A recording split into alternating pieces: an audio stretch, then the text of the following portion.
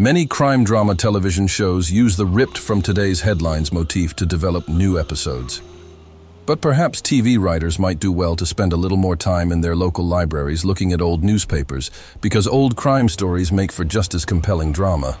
Take, for example, the odd case of Marion Lambert's death from poison. Will Orpett's 1916 trial for her murder has something useful for any of the top shows in the genre. Marion Lambert's case continues to fascinate because there are still so many unanswered questions surrounding it. The jury rendered its verdict, which ended the justice system's interest in the case. But, spoiler alert, simply acquitting Orpett of the crime does not resolve the question of just how did the young lady come to die of cyanide poisoning. The easy answer is that she killed herself, but there is scant evidence to support that theory. Alternatively, one could assume that the jury just got it wrong and that Will Orpett did kill his ex-girlfriend. There is circumstantial evidence bolstering the prosecution's theory of the crime, but most of that can be explained away. The problem so vexed one of the defense experts that he spent another 4 decades trying to come up with a reasonable explanation of how Marion's life ended. He did, but even Dr. Otto Eisenschimmel's theory has some holes. In all likelihood, we'll just never know what really happened in that snowy wood in a Chicago suburb in 1916. Marion and Will were not children of privilege, although they lived among the glamorous estates of the well-to-do of Chicago that stretched along the shore of Lake Michigan. Marion's father was the superintendent of the Kuppenheimer family estate, while Will's father oversaw the vacation property of Cyrus McCormick. They met in the summer of 1915, when Will returned from his sophomore year at the University of Wisconsin to summer with his family. Marion was a 17-year-old schoolgirl who had just completed her junior year at the time, and to call her innocent would be a monumental understatement. Part of the situation that led to her death was that she believed she had become pregnant after a bit of above-the-waist heavy petting with the older college boy. Her autopsy revealed that not only was she not pregnant, she was very likely a virgin when she died. Marion Lambert, she was described as a pretty brown-haired girl who was generally happy, level-headed, and, despite her ignorance of human biology, not given to hysterics. One friend described her as often being the life of the party. At the outset of the trial, the press was less favorable to Will Orpett. A New York Times reporter who covered his trial described him as a pallid, slender youth of sharply regular features, somewhat vain of his college opportunities and undisciplined as to character. Wire service reporter Honor Fanning was even more brusque. A girlish brown-haired boy is on trial here, charged with murdering his sweetheart. Weak-chinned, delicate, violet-eyed, red-lipped, he surprises everybody by the contrast between his fragile appearance and his strong composure. Will and Marion saw much of each other that summer and communicated frequently by mail. He did not save her letters, but she preserved his. They revealed a young man head over heels in love, or at least one who played the role to get a little action from a naive high school girl. When the summer fling ended and Will returned to Madison, the letters continued, and it was in the course of this fall correspondence that Marion apparently revealed to Will her belief that she was pregnant.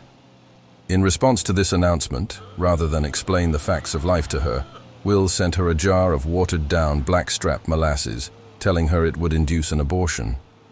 The concoction apparently served its purpose. It is not an abortifacient, and the relationship between the two young lovers returned to normal. Sometime in January 1916, a rumor reached Marion that Will was engaged to be married. In response, Marion once again claimed to be pregnant and demanded that Will come back to Lake Forest to discuss the situation face to face. Will's actions before leaving Madison to meet Marion on February 9, 1916, were highly suspicious. He admitted that he took steps to establish an alibi that he was in Madison that day, but claimed it was because he was afraid that if he was seen in Lake Forest, word would reach Marion's parents and his own, who all had reasons for not wanting him there. Marion's parents objected to the attention the college boy was paying to their young daughter, and Will's parents expected him to remain faithful to his college duties in Madison. To rebut any potential sightings, Will wrote 3 letters, to Marion, his mother, and Marion's friend Josephine Davis, post-dated for February 9th. On February 8th, he gave the letters to a friend, Otto Peterson, to mail on February 9th and headed back to Lake Forest. Will carried with him another bottle of molasses and, by way of Milwaukee, returned to the McCormick estate where his parents were living. In Milwaukee, he telephoned Marion and arranged to meet her the next morning in Helm Woods, a remote location on her way to school. Will arrived in Lake Forest in the evening and spent a cold night hiding in a garage on the McCormick estate. His choice of sleeping quarters would come back to haunt him after he was arrested for Marion's murder. Stored in the garage were gardening supplies used on the estate, including cyanide of sodium, a potentially fatal poison, although much less lethal than potassium cyanide. The next morning he met Marion, and they walked through the snow into the woods.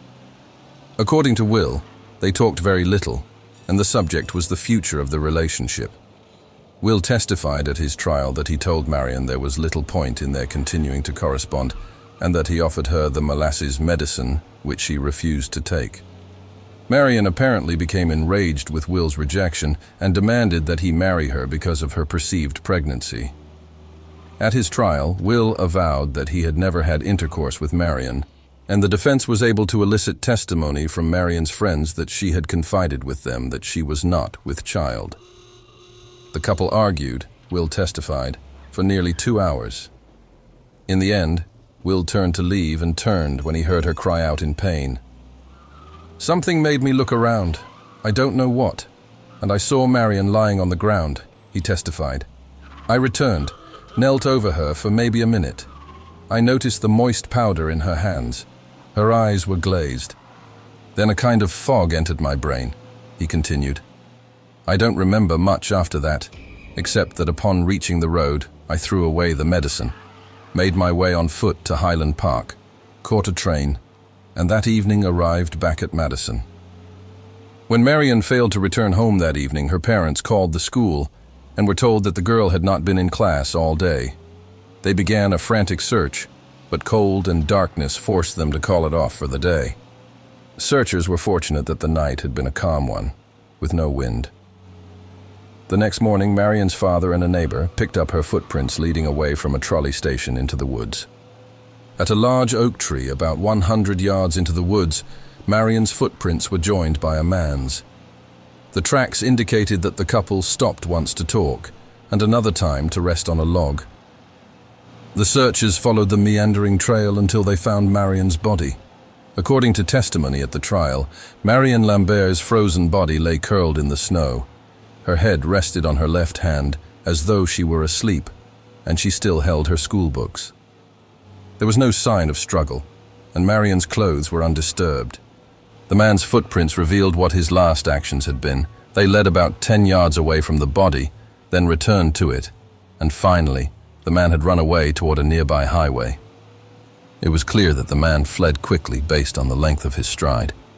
The medical examiner discovered a bloody froth on Marion's lips, and in the palm of her hand there were traces of white powder, which was quickly identified as potassium cyanide. The cause of death had been identified as poisoning, but the manner of Marion's death remained a mystery. There was no known reason to support a finding of suicide because Marion was known to a very happy girl, described as light-hearted and carefree. Her teachers said she was a model student. Homicide was equally unsupported. She had not been sexually molested, nor had she been robbed. She had apparently gone willingly into the woods with the unknown companion.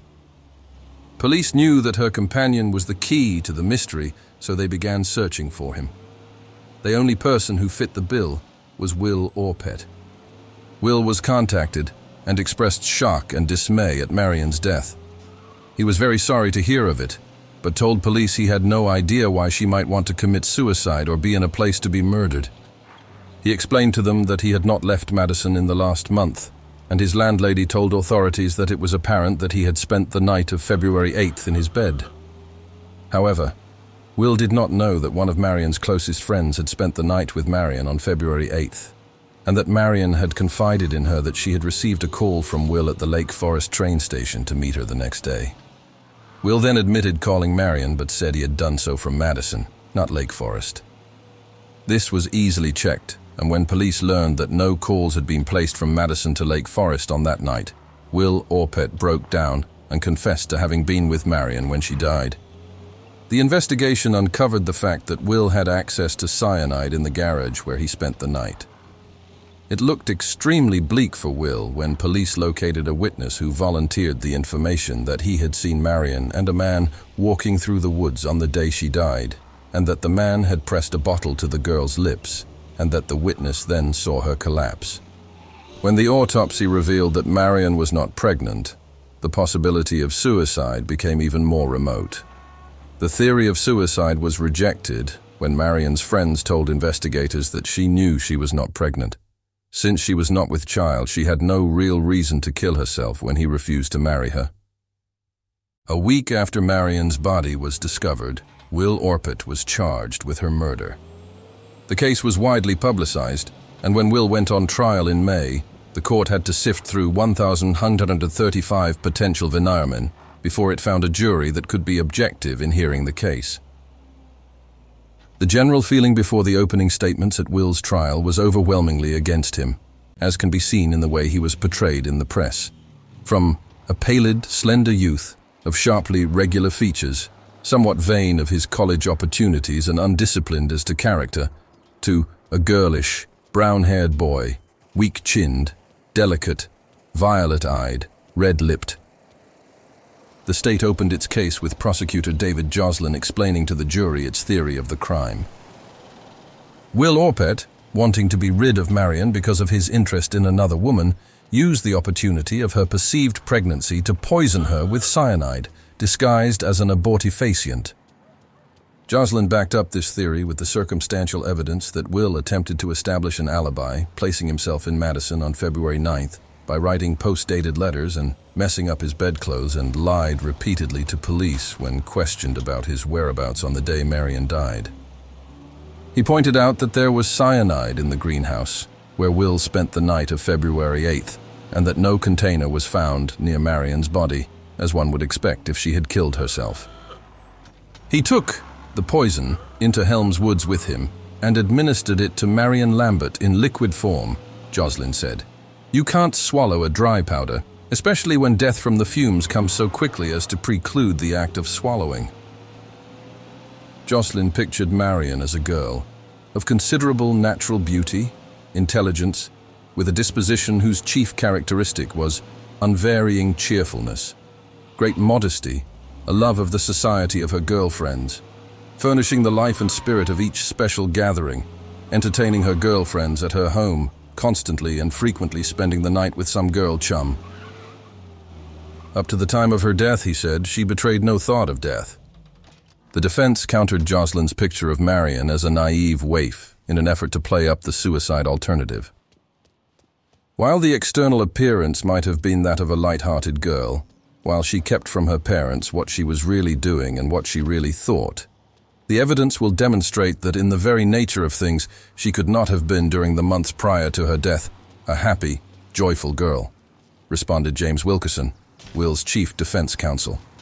She carried on a clandestine love affair with a young man, which had culminated in an illicit liaison.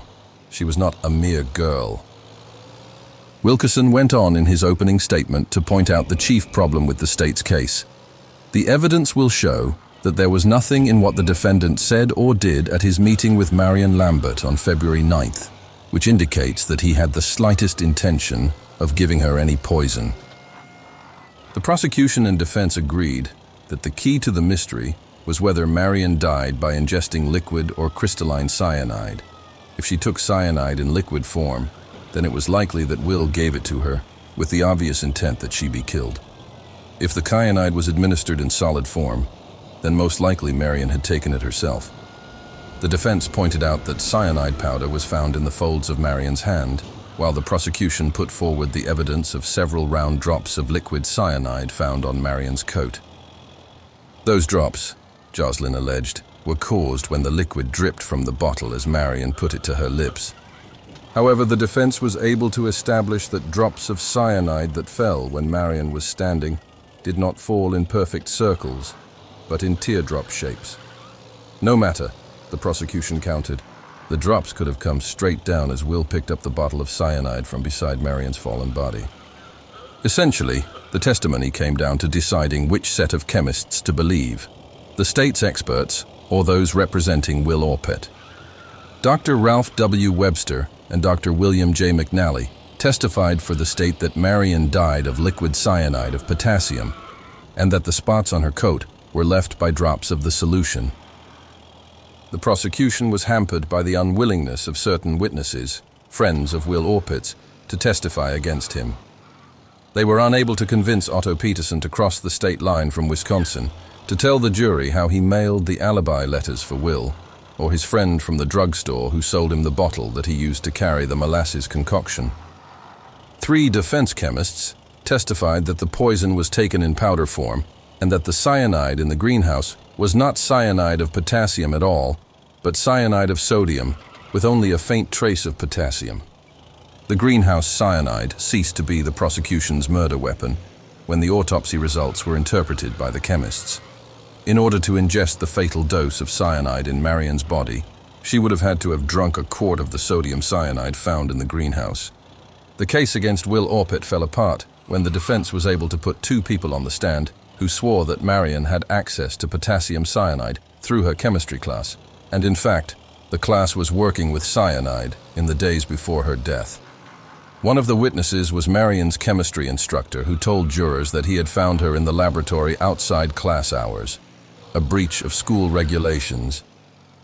The implication, correct or not, was that Marion was suicidal and clearly had access to the means of her death. Dr. McNally sealed the deal when he demanded to be called as a defense witness and testified that further tests on his part determined that the round cyanide stains could not have been made at the time of Marion's death because of how the poison breaks down when exposed to air. He hinted, but did not overtly state, that the drops were added post-mortem by the prosecution. The jury deliberated for 5 hours and took 3 ballots to acquit Will Orpett. At no point did more than 1 juror vote in favor of his guilt, which leaves us with the question of how Marion Lambert really died. It is not likely that Will Orpett killed her, and despite the defense's assertion that she was suicidal over the possible loss of her lover, there is scant evidence that she was the kind of girl to kill herself over such a trifle as a summer fling gone bad. The best solution is the one put forward by Dr. Otto Eisenschimmel, one of the defense expert witnesses. Eisenschimmel was convinced of Orpett's innocence, but vexed by the unanswered questions in the case. It took him 40 years to come up with his solution. In the first place, Marion didn't commit suicide. In my re-examination of the case, I talked to almost every person still living who had been associated with the girl, her friends, classmates, teachers, and each of them were of this opinion. Marion was an impetuous girl and given to dramatic acts, but she never was despondent or showed any suicidal tendencies. Here's how I theorize the case. Marion desperately wanted Orpett to become engaged to her, even though she knew she wasn't pregnant. So she decided to try as a last resort to frighten him into accepting her. She obtained a small quantity of potassium cyanide from the school laboratory and took it with her when she went to meet the youth in the woods that day. After Orpett refused to listen to all her pleas, she made her final dramatic effort. She took out the poison and told him, "If you don't marry me, I'll kill myself." But he just laughed and walked away. So the girl, not realizing the terrible killing power of cyanide, tried to frighten him by taking a slight taste of the poison. It killed her within seconds. She was dead even before she could spit out the powder. If this isn't how Marion Lambert died, how did she?